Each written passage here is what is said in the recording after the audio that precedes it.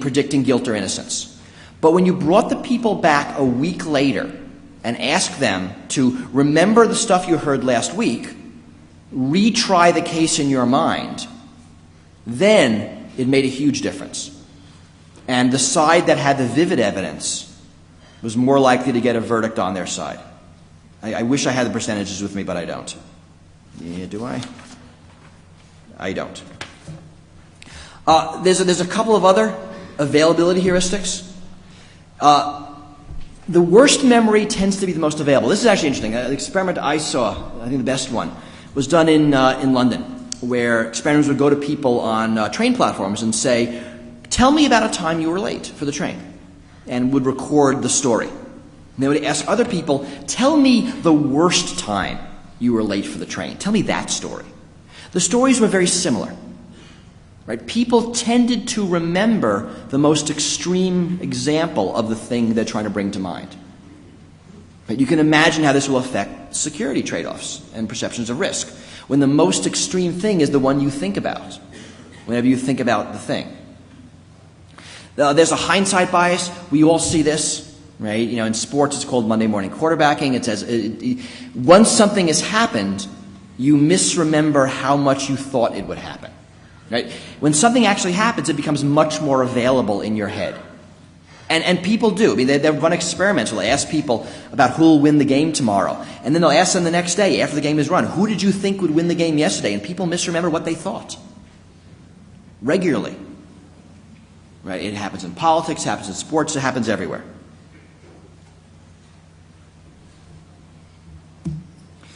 There's another probability heuristic. This is representativeness. Representativeness basically says that we tend to think of something as more probable based on how well it fits the stereotype, based on how well it fits the model of what we have in our heads. And here's an experiment that illustrates this. This is a great experiment. The experimenters give the subjects these basically personality sketches. They're stereotypical sketches, and then ask questions about them. And so this is one of them, right? It's about Linda. And Linda is 31 years old, single, outspoken, and very bright, majored in philosophy. As a student, she was deeply concerned with issues of discrimination and social justice and participated in anti-nuclear demonstrations. Then you're asked to check off the most likely thing about Linda. And there are like 8 of them. Linda is a baker. Linda is a lawyer. And they're all dummies except for 2 of them. Linda is a bank teller. And Linda is a bank teller and active in the feminist movement. Okay? Now, 90% of people surveyed believe that Linda is more likely for Linda to be a feminist bank teller than a bank teller. Now, if any of you know some math, that's actually impossible, right? Because the second one is a subset of the first one. Right? By definition, it is more likely that Linda is a bank teller than a feminist bank teller. But what people do is they focus on the feminist part, right, which matches the stereotype. They ignore the base, the bank teller part, and that's the kind of answer you get. And you know, there's a bunch of studies that show this. It's kind of a neat experiment. You know, and it explains a lot about how stereotypes work in our heads and why they work and why we use them.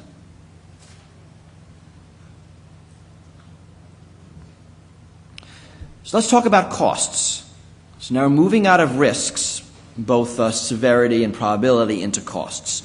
The brain is really weird about costs. We keep a surprisingly complex set of books in our head. And this also pisses off economists because we're pretty much not rational here. We're not rational anywhere. But this is money, we're supposed to be rational. So here's a basic experiment. Again, we're divided into 2 groups. You guys will be given this choice, right? Imagine you decided to see a play where the ticket costs $10. Now you can see how old this experiment is. As you enter the theater, you discover you have you discover you lost a $10 bill. Would you still pay $10 to see the play? Right? Basic economic question, and you'll have an answer. You guys will get this other trade-off. Imagine you decided to see the same play, and as you enter the theater, you discovered you've lost the ticket. Would you spend $10 for an identical ticket? Now, again, these is the exact same trade-off. right? In economic terms, would you go see the play and spend $20 for the privilege, or go home having spent $10 for nothing? Right? That's the trade-off in both cases. But you get very different answers. Right? 88% of you will buy the ticket if they've lost to $10, but less than half of you will replace the ticket. And there's a lot of theories about this. Basically, what this is showing is that you guys have lost $10 out of general funds, so it's kind of okay, but you've lost $10 out of your entertainment budget.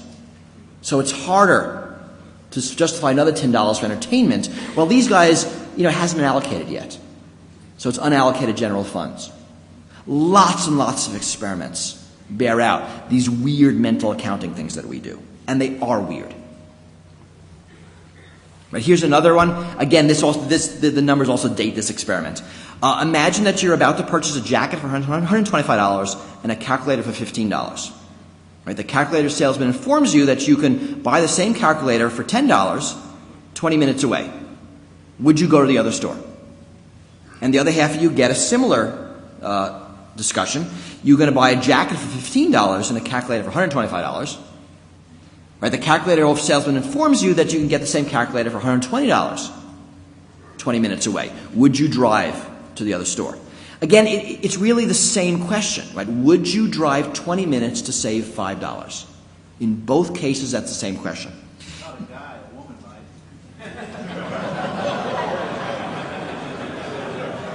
I'm pretty sure this doesn't matter. I get it's a joke, but it's actually it's an important question to ask: are there gender biases here? Are there cultural biases here? Yeah, and while I'm less sure about cultural biases, a lot of these are American experiments or European experiments. There's pretty much no gender bias in any of this stuff. That men and women react the same to these trade-offs. But basically, about 2/3 of you would be willing to drive 20 minutes to save $5 off a $15 item, basically save 33%. But about a quarter of you, or between a quarter and a third, will drive to save $5 off a $125 item. Right? So the amount of the actual item matters, not the dollar amount saved, which is basically irrational. But that's how we think. And here's another example of mental accounting. There's kind of weird time discounting. Economics likes to think of us as having sort of a mental interest rate in our heads, and we tend to calculate things based on that. So, and a lot of experiments are done. Again? All right, my cell phone is off. There you go. Right, so there's this sort of mental interest rate. And if you're asked whether you'd like money now or money in a year, you'll have that mental interest rate in your head, and you'll do the calculation, and you'll make the trade-off. And we're all pretty rational about it. I mean, there's some normal curve about how it works, but basically we're rational. Turns out we're not. We have something called hyperbolic time discounting in our head, way more complex. So people are indifferent to, and you do this in surveys, $15 today versus $60 in 12 months, right? Which implies a rate of 139%. We're at the same time indifferent to $250 today and $350 in 12 months, or $3,000 today and $4,000 in 12 months. Very different rates. You frame it in terms of a delay, you get different answers. So we're giving you $60 in 12 months. How much less do you want to get it now? Right? You phrase it that way, and you get very different answers. You phrase it in terms of a loss. You're going to lose $60 in 12 months. How much would you lose today, not to have to deal with it? You get different answers. We have extremely complex time discounting, which makes a lot of, and you could take advantage of it. Right? If you are a bank, you can jigger your interest rates to take advantage to our mental models. You may not have to offer as much, or phrase the way the plan works differently. This explains Christmas clubs, by the way. I don't know if people remember Christmas clubs. They were around when I was a kid. And basically the bank would take $100 from you every month, and at Christmas time give you $1,200. Right? And this was considered a deal. But it was phrased in such a way that people didn't think of the interest. There are other decision-making heuristics. There's a context effect. We tend to make trade-offs based on context. There's a study done. What was it? You were asked to imagine that, again, we'll divide you into two groups, and you're asked to imagine you're sitting on a beach in a hot summer day, and your friend says, hey, I'm going to go over and buy a beer for you. How much do you want me to spend on your beer? And if he said, I was going to go over to that cheap bodega over there and buy you a beer, you'd have a price. You guys would have the same experiment, but the friend would say, I'm going to go over there to that expensive resort and buy you a beer.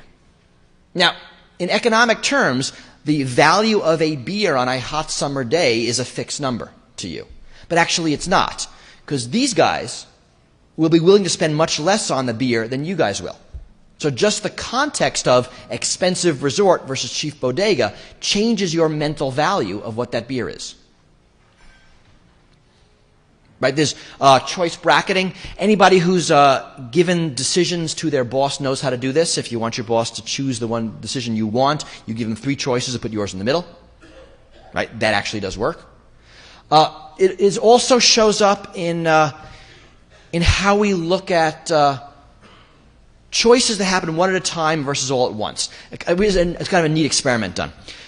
Again, this is another class, and we'll tell all of you, I, as the professor, I'm going to bring in snacks for you every morning for the next 3 weeks. So you guys tell me which snacks you want, and here's a list of snacks, and you'll pick one. You'll pick the one you want the first week, the second week, and the third week. And you'll give me the list, and I'll bring them in the next 3 weeks. You guys, what we're going to do is I'll bring in a bunch of snacks, and you tell me what you want each morning. These guys tend to pick a variety of snacks, where you guys basically take your favorite each week. So when we make decisions in bulk, we tend to overestimate our need for variety. Whereas when we make them at the spur of the moment, we just take what we want. Another example of choice bracketing. Okay, the anchoring effect. This one will just piss you off. I mean, if you have any hope of believing that the brain's rational, I will now dash it. In this experiment, there's a bunch of experiments. This is my favorite of the example of this. We're going to put you, one at a time, in front of a roulette wheel. And we're going to spin it, numbered 1 through 100. And a random number will come up, and you will see the random number. You'll see the roulette wheel spin, you'll see the random number. And we'll ask you, is the number of African nations in the UN greater or less than that number? Okay? It doesn't matter what the question is. It's a question actually you don't know the answer to, you're going to have to estimate. That's the whole point of the question. And you'll tell me, it's more or less. Whatever, you make it up. And then I'll ask you, okay, how many nations do you think African nations think are in the UN? And you'll tell me. Turns out the higher number you see, the higher number you guess. Even though the number is random, even though you see it random. Right? And what's hypothesized is what we do is our brain anchors on this number because it's there. And we sort of, interpolate up or down from it. Oh, it's probably less than that, maybe by 10. Or I think it's more than that. But it's still centered around the number you see. I mean, this has bizarre implications. I mean, you just hand people random data, and they start fixating on it.